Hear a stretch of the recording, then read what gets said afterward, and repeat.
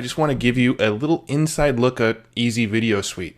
I am actually the first person to have a copy of Easy Video Suite outside of Josh and his development team. So I'm really excited to kind of start showing you some inside sneak peeks at what Easy Video Suite is.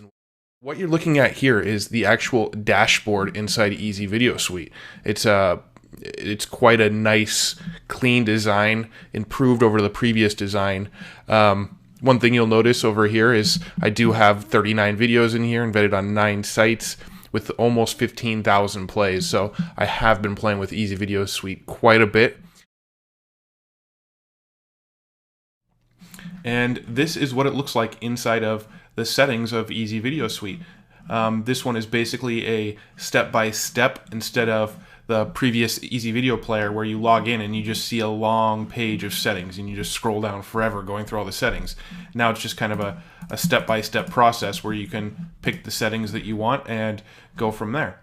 So the first thing you have is your width and your height, and automatically when you upload a video, it automatically plugs in the dimensions of the video that you just uploaded. So if I uploaded a video that was 400 by 300, this width would automatically set to 400 by 300. It just defaults to whatever the size is. So you can preserve aspect ratio, and let's say I want to go 580 and I click over into the height here, it will automatically set the aspect ratio to what it should be if I leave that checked. Auto buffer, that's pretty self-explanatory. The video, if you have it on no when they land on the page, the video won't start to buffer. If you have it set on yes when they land on the page, it will. You've got auto play, pause when lost focus. So if somebody starts browsing to another site in another tab, it'll automatically pause the video. That makes it so they can only play the video when they're present.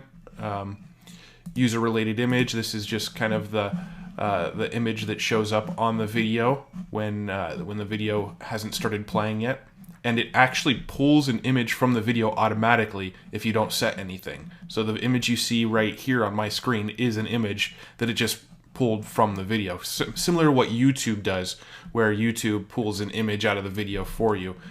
Easy Video Suite actually does that now as well. So you can use that as your splash image and choose whether or not you want the play image on the video player. So you've got some options there. And then the next step is the player. Now there's a ton more players in here that weren't in Easy Video Player, and last time I talked to Josh, he said they were adding even more. So there's just a huge selection of various players, basically the skins that the player looks like. I tend to use this one back here. I don't know why, I just really like this clean little design. On mouse over, display these buttons. This was in Easy Video Player too, but you can turn these on and it'll display a little social sharing button in the corner inside the video. You've got the player entrance here, which really grabs attention when people land on the page. It makes it so when they land on your page, the video actually animates onto the screen. So I can't actually preview it, but for example, bounce in. They'd land on the page, and the video would bounce onto the page and then stop. And that just really grabs attention to get people to press play on your video. You can delay the start of the video. You can add watermarks to the video, and select which corner you want your watermark to display in. Lights out ability. This is really cool. What this does is when they press play on the video, it actually makes everything around the video kind of fade out, so that the video is the center of attention. Everything else kind of grays out a little bit. So that's a cool little feature.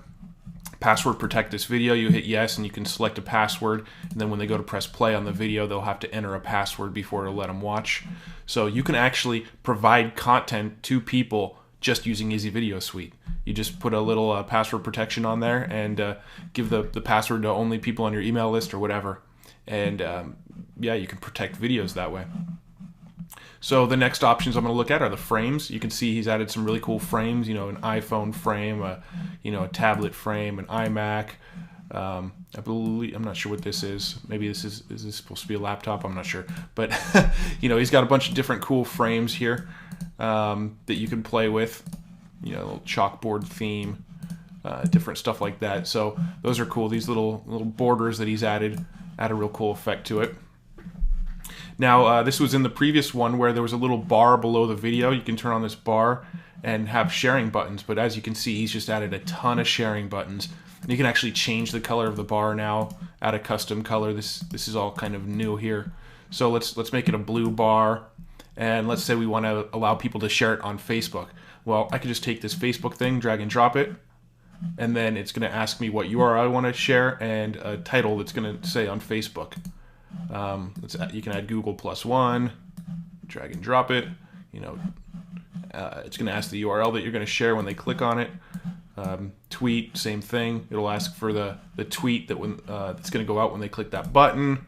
Dig, LinkedIn, Tumblr, StumbleUpon, so on and so on. I mean, give people the option to embed, give people the option to download your video. You can add whatever buttons you want below this video, and all you do is drag and drop them to where you want them. You want them somewhere else, you just drag them around, rearrange them however you want, and it's that simple. Pretty sweet. So that's most of this is new. The bar was there before, but all these options are pretty new. The colors are new. You can actually have 2 rows now instead of just 1 if you want. So you can have actually multiple rows of buttons if that's what you're into. So yeah, some cool features there. And then you've got a selection of shadows here. So you can go through and pick what kind of shadow you want below your video if you want a shadow at all. So yeah, and then of course you hit next and you can grab your embed code.